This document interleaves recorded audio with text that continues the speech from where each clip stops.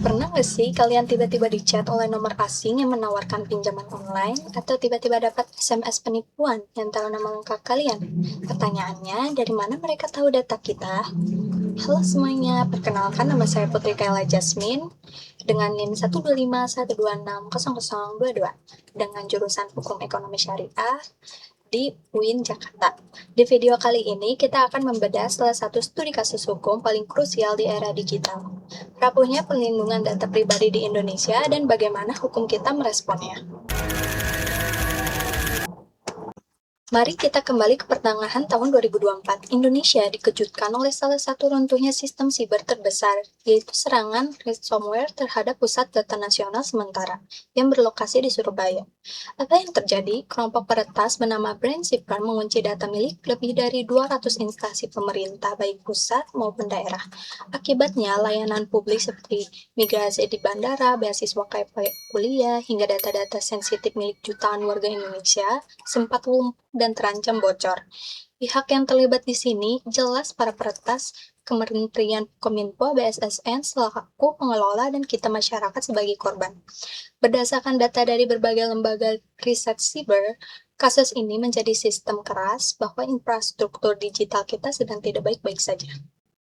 Sekarang, mari kita bedah dari kacamata hukum. Indonesia sebenarnya sudah memiliki Undang-Undang Nomor 27 Tahun 2022 tentang Pelindungan Data Pribadi. Berdasarkan Pasal 35 UU PDP, institusi atau lembaga yang bertindak sebagai pengendali data pribadi wajib menjaga keamanan data tersebut dari pemrosesan yang tidak sah. Jika terjadi kebocoran secara hukum, mereka harus bertanggung jawab.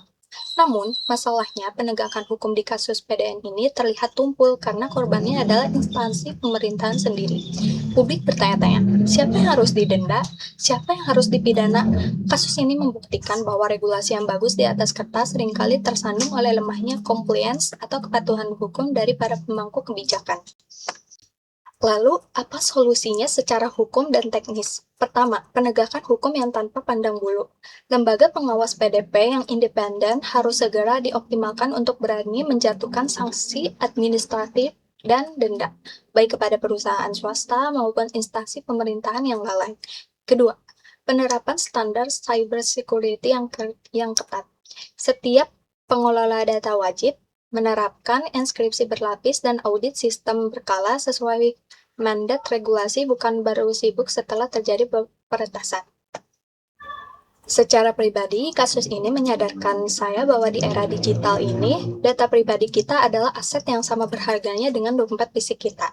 Menjaga privasi bukan lagi sekedar pilihan, melainkan hak asasi yang harus kita tuntut dan lindungi.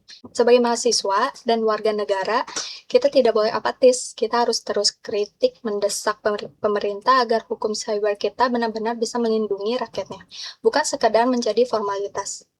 Saya Putri Kayla Jasmine, terima kasih sudah menonton video ini. Sampai jumpa di tugas video berikutnya.